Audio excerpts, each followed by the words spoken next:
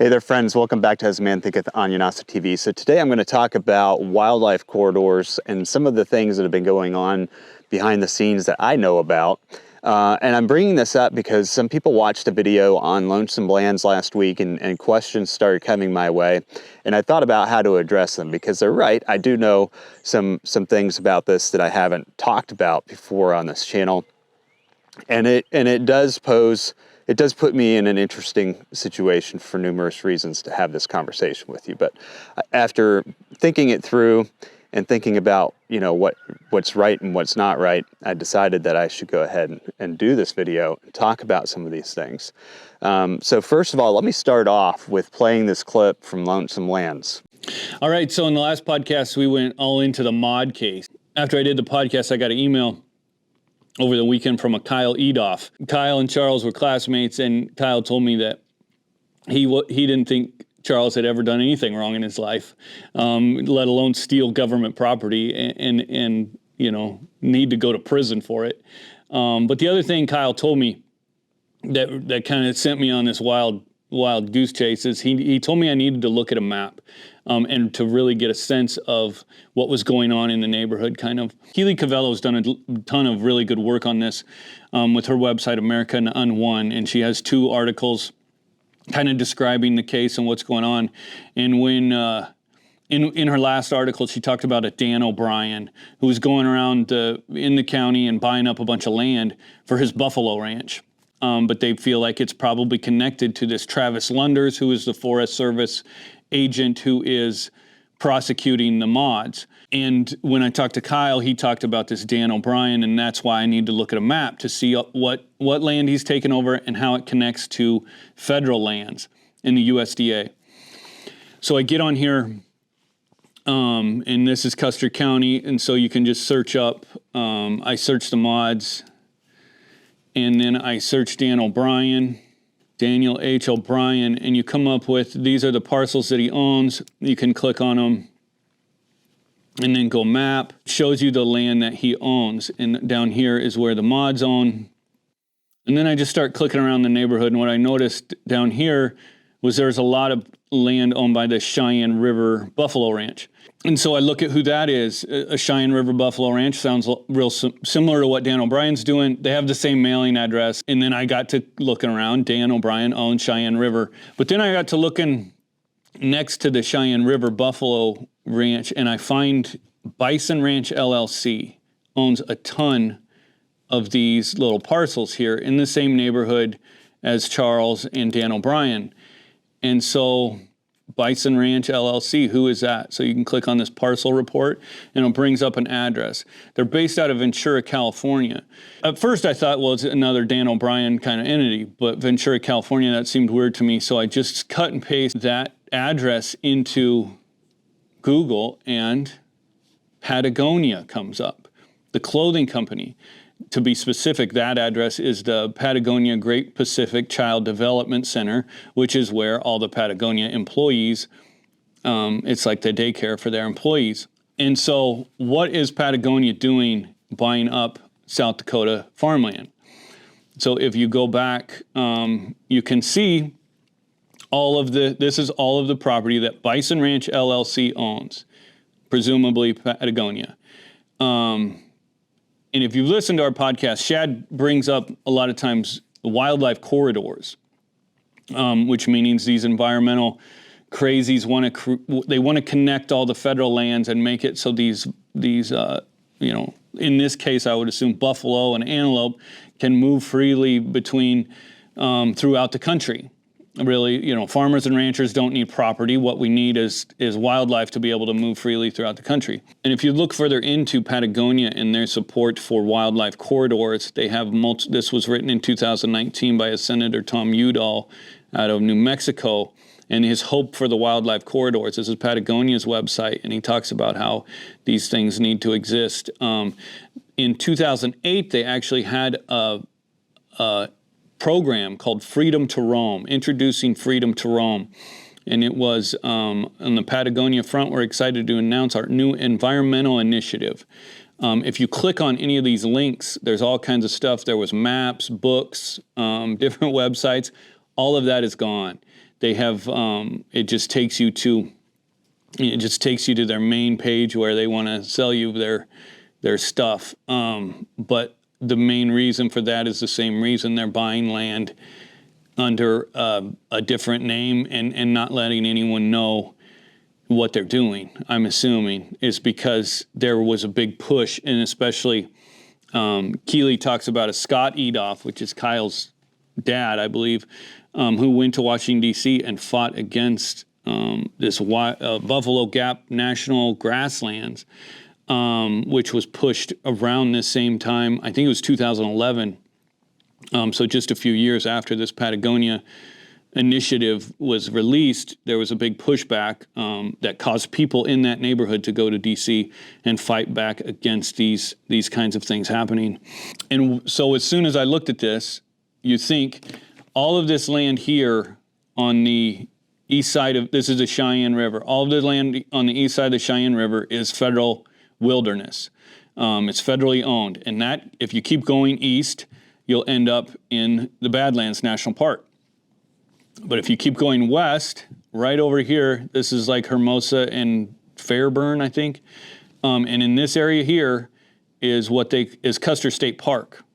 And it's actually called the Wildlife Loop, which is a drive you can take when you visit Custer State Park. If you're familiar with wildlife corridors and you see that this property hooks up with the federal land and it starts aiming this way, you got to think that it looks like they're pushing in a direction, right? And so what does this have to do with the mod case? Well, as this property continues in this direction, guess who owns this parcel right here? Charles and Heather Maude. So number one, this isn't something that I hadn't touched on before. Somebody thought I was trying to cover it up or something. But no, I've talked about this before. I didn't put names or faces behind it because in the reality, when it comes down to these wildlife corridors, there are a lot of groups involved with them. There's a lot of funding. At times it feels as though they are coordinated, and how they're coordinated and all that, I don't know. I'm sure a lot of it has to do with just talking to one another. And these different groups act in different ways. You have the groups that come in and buy the land. You have the groups that are out advocating for these wildlife corridors.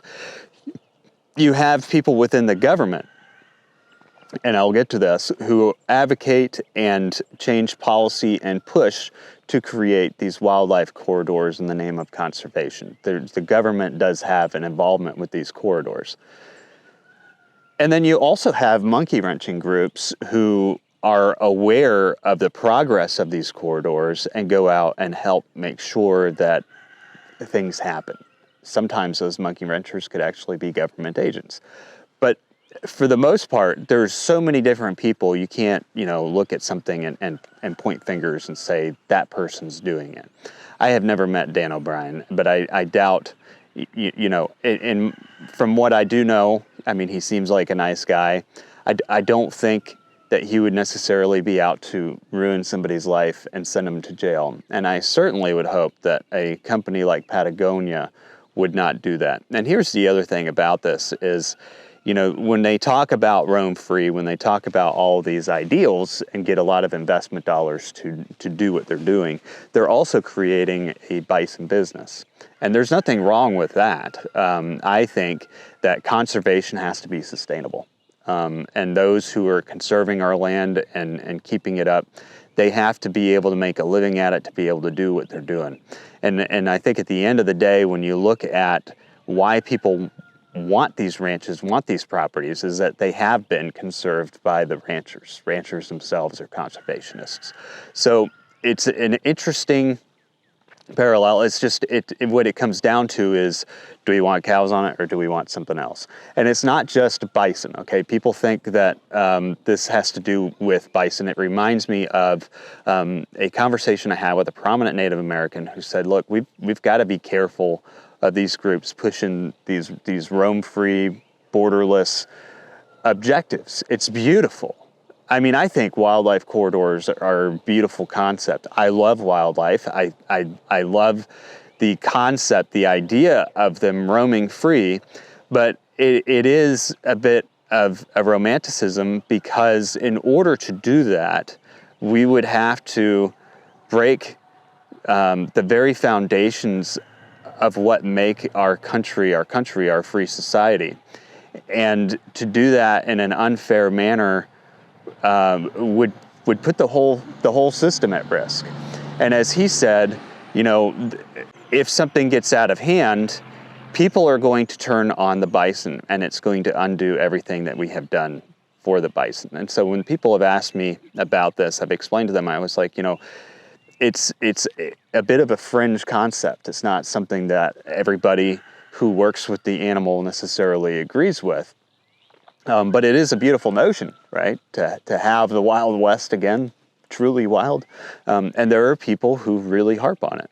But when it comes to Patagonia and wild idea buffalo, as Jim had pointed out in the video, they do profit off of this. They can't just let their bison roam with other herds of bison without knowing whose is whose.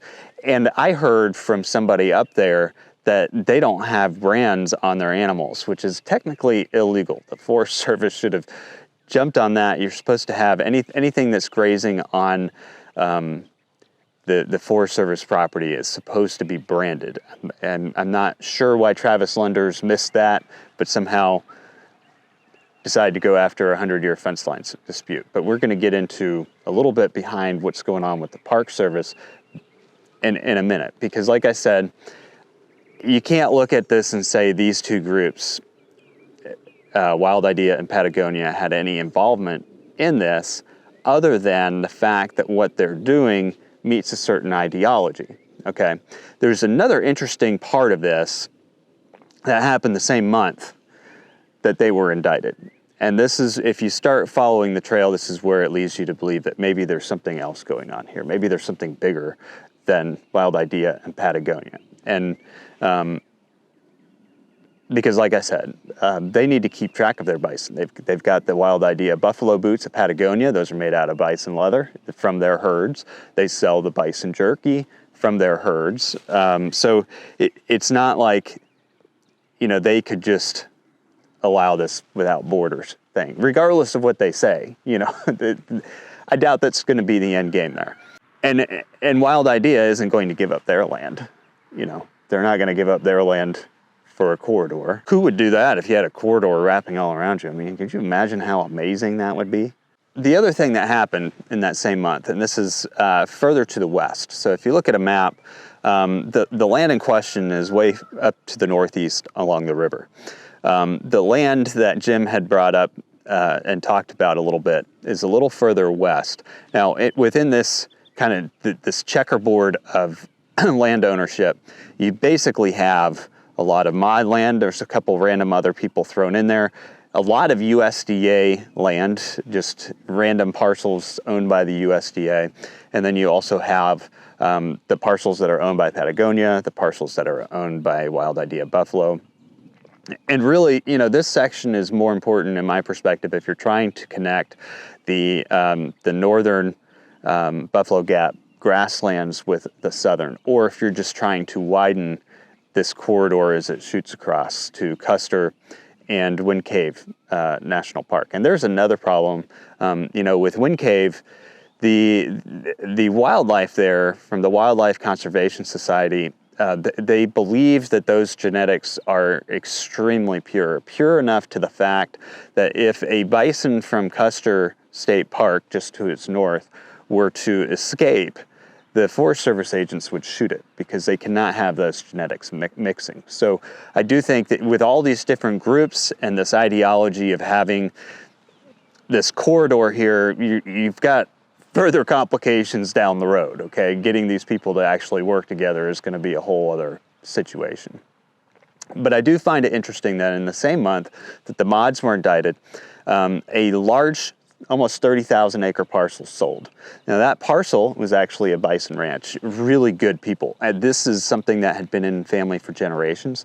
It is such an immaculate piece of property because they have done such an amazing job as ranchers conserving the land and managing it. Nobody knows the land no biologist knows the land as well as ranchers. And for that, this is just an impeccable piece of property. I've been there. It is absolutely amazing. Great people that used to own it. An amazing family.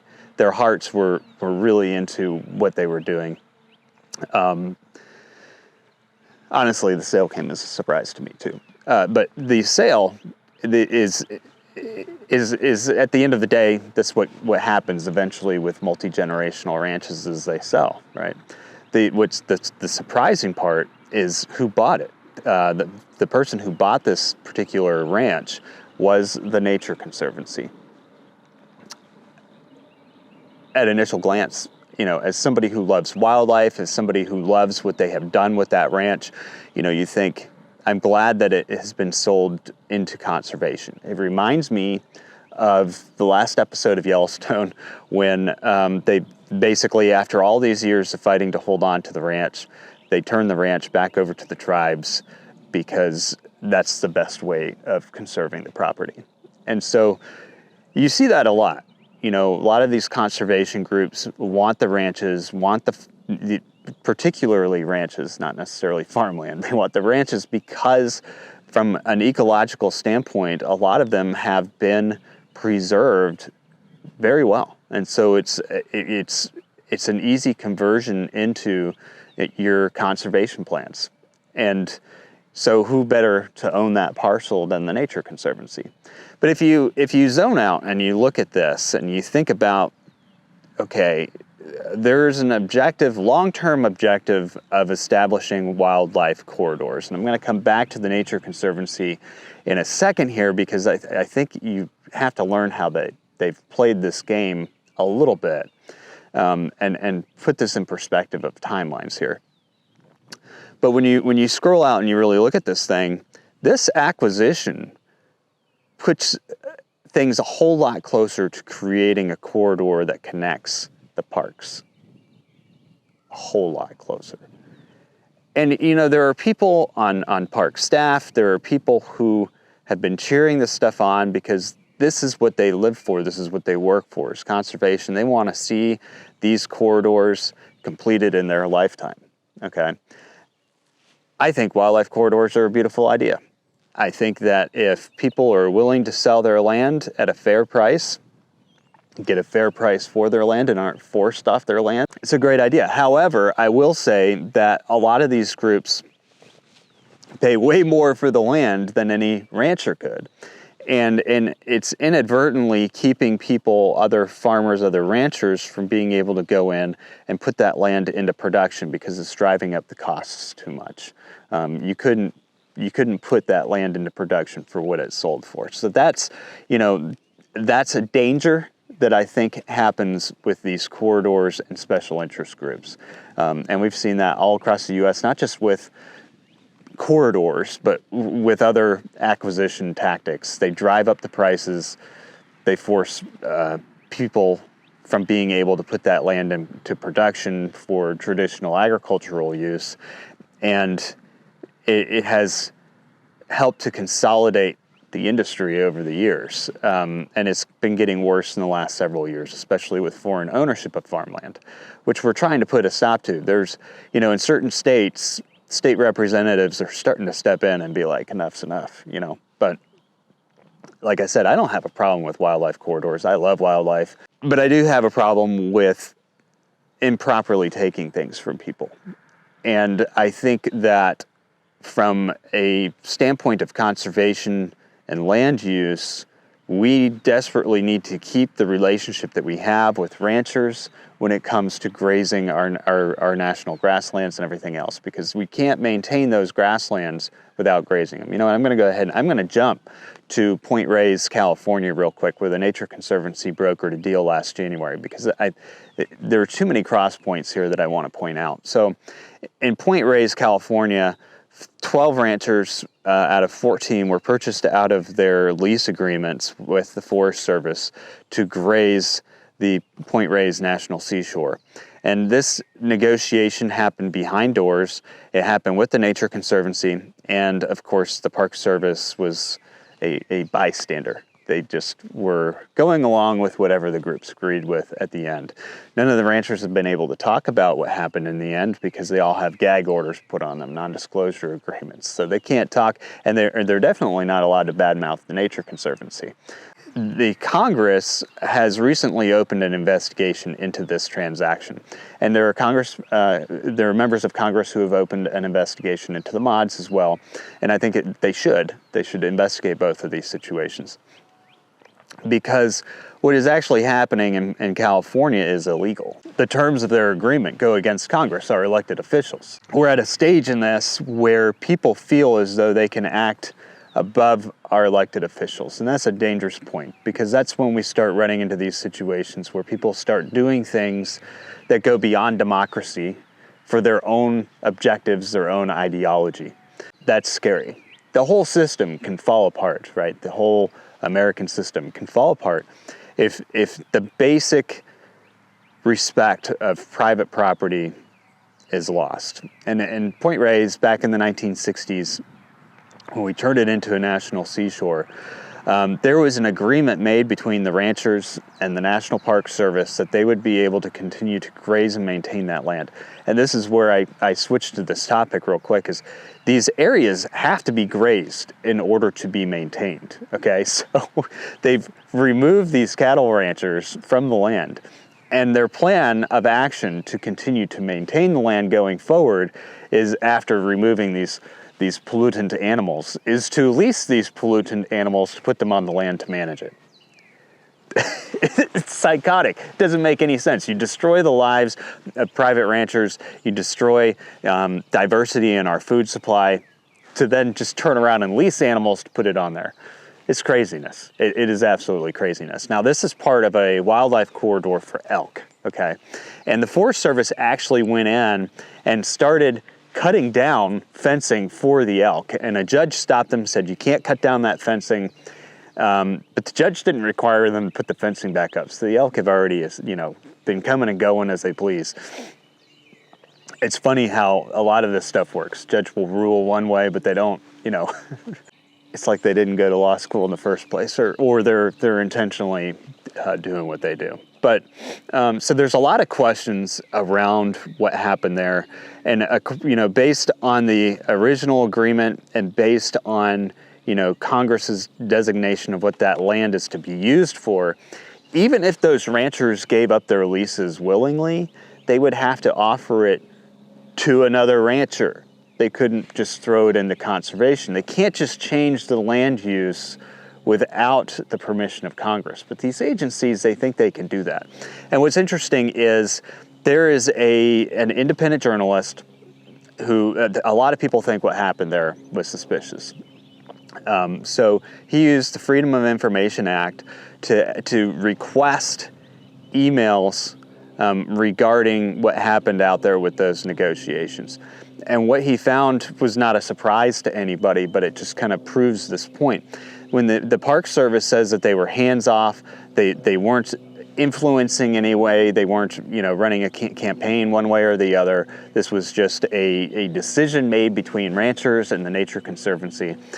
What they found in those emails was a lot of applauding back and forth. Good job, we got it done, just before the Biden administration exited. This all happened in January. But what you saw from the highest levels of the National Park Service was the encouragement of shutting down these ranchers in the name of conservation. It's been a long haul. It's been a long fight against these ranchers. And so there's this ideology that's made it into the Park Service that has a complete disregard for everything that we've done over the years to take land from ranchers, but then offer them grazing rights, to then take that away from them. It's not unusual, though, for the U.S. government to do that. You remember what happened to Native Americans. We took their land, gave them rights over certain areas, then we just took that away from them as well. So it's not an unusual move from the government to do that type of thing. Should it be allowed? I don't think so, but it's still happening. 200 years later, we're still doing it. That, though, gives you some insight to the Park Service. They consider this a fight against ranchers. So we've gone from this, 50, 60-year-long period where there was a partnership with ranchers to, at the highest levels of the Park Service, we need to take them out. We need to replace them in the name of conservation. Even if we have to lease cows, because we took the polluting cows off, we're gonna put our cows on that they don't cause as much of a problem. They're going to, their motive, their tactics are to change things regardless of the law, to create these wildlife corridors, to create this fantasy world that, you know, in today's day and age, for that to work as fast as they want it to, you would have to take land, you'd have to take people's property rights. So going back to the mods and what happened there, that involves the Park Service. The same people who were cheering on this other Nature Conservancy project. The fact that this happened in the same month that the Nature Conservancy bought 30,000 acres that would just come so close to connecting that corridor, right? Just so close. It makes you wonder if there wasn't some sort of motivation within the Park Service themselves to sabotage the mods. And it worked because the mods don't know if they're gonna get their grazing allotments because they're under indictment from the Park Service. I mean, the Park Service isn't going to necessarily renew grazing allotments with somebody that they are challenging in court, are they? So if you're trying to free up some of that land and then hopefully in some sort of way broker a deal to have this concept of, you know, bison roaming this wildlife corridor from the national grasslands to Custer to Wind Cave up to the northern, I mean, what better way to do it, right? You don't have to be Patagonia or Dan O'Brien.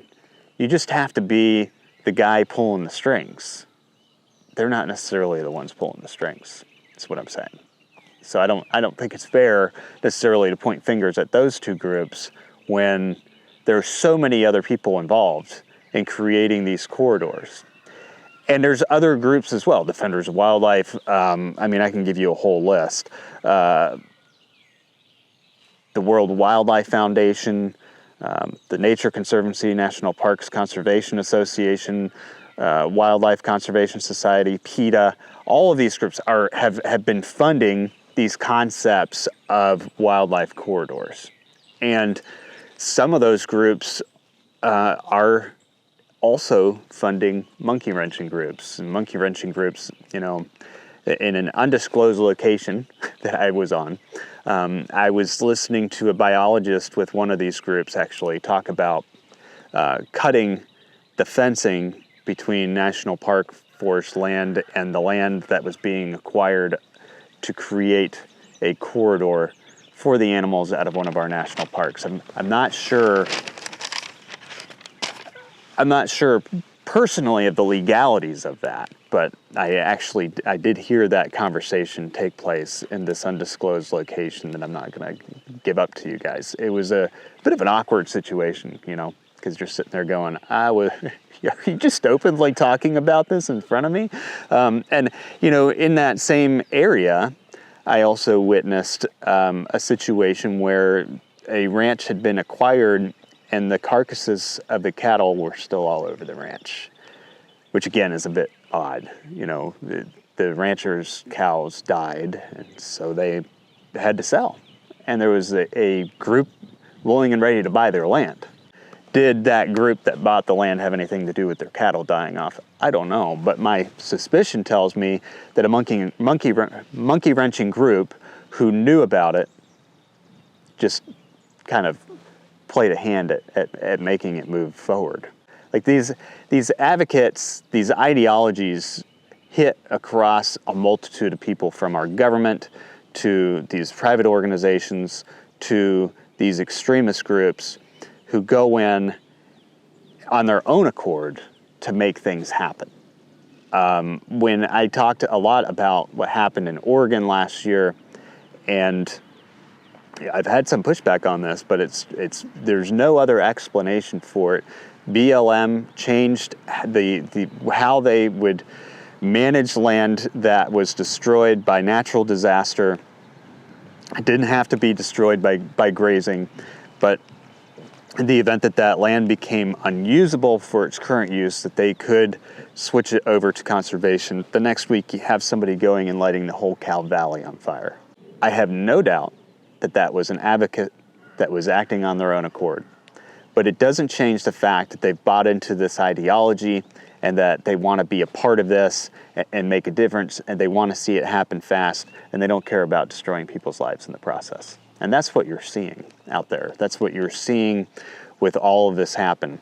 I think in this particular situation, though, with the mods, the fingers are still pointed at the Park Service.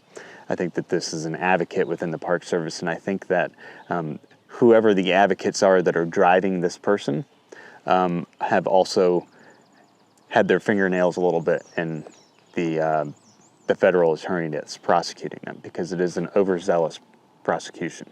But it has tied up the situation long enough to at least possibly prohibit, and again, we don't know what's going to happen there, but possibly prohibit the grazing allotments on the grasslands that now could almost connect with the right players to Custer State Park. What I find interesting, though, in all of this is even with the change in leadership of this country, the change in the leadership of the Department of Interior, a lot of questions around what happened in Point Reyes, a lot of questions around what's happening with the mods have gone unanswered, almost as if nobody's really looking into these situations. And that brings me to a conversation I had with somebody last week about how it feels like there's got to be something bigger going on, because I don't think that all of these groups are that coordinated to work with each other. There's somebody else, there's money coming in, big money, that is funding these objectives and pulling the strings. Whatever is going on is pure evil, because the thought of persecuting a family and sending them to jail over a wildlife corridor is pure evil, if that's what's going on. And like I said, you can't point fingers at necessarily the O'Briens or Patagonia, because I don't think that that's necessarily the case. But I do think that there is, from an advocate's perspective, who follows this stuff, who's involved in these conversations, looking at the overall picture. And the Park Service would have the overall picture more than anybody else. You know, I doubt that groups that are across, borders. Well, I mean, I don't know. Patagonia has funded a lot of the Nature Conservancy's work, and they're also funding removal of the Klamath dams and all the dams in the Northwest Pacific, which would just absolutely bankrupt a bunch of farms and ranches. I mean, they wouldn't be able to operate. But a lot of these calls of concern, even over the dam removals, have gone on empty ears. Something you expected from the Biden administration, who was establishing monuments all over the place, which Patagonia also supported. They've also fallen on deaf ears, in my perspective, of the current administration. I think that these are big issues. They affect the fundamental rights of American citizens. These are dangerous people. Somebody who is willing to send a husband and wife to jail and fine them $500,000 is dangerous over an overzealous claim, right? That's dangerous. These are people that are dangerous, okay? It needs to be investigated and stopped. But to answer, a lot of people's questions, no, it's not, don't turn your back on bison and the concept of conserving the animal. It is an amazing species, and the people that are involved with it are amazing people. I think these are fringe groups acting on their own accord, following their own ideology that not everybody agrees with, not everybody thinks is a smart concept to go forward with.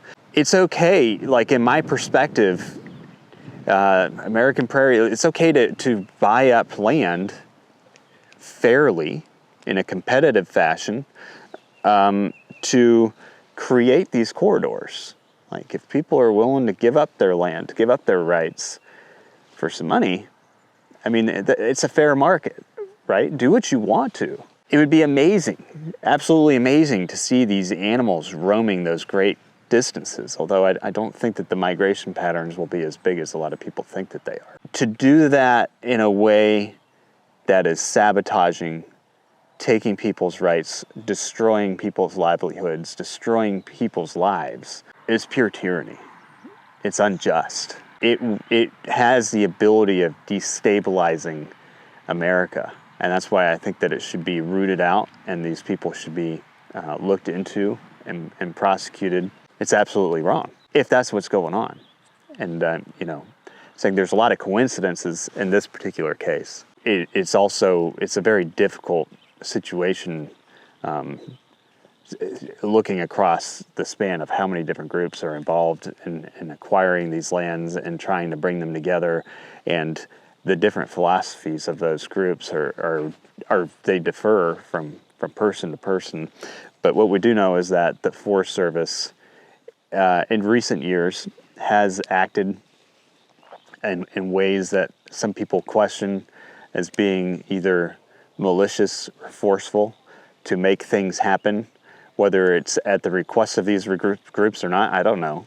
It certainly fits into their ideology, and all they have to do is,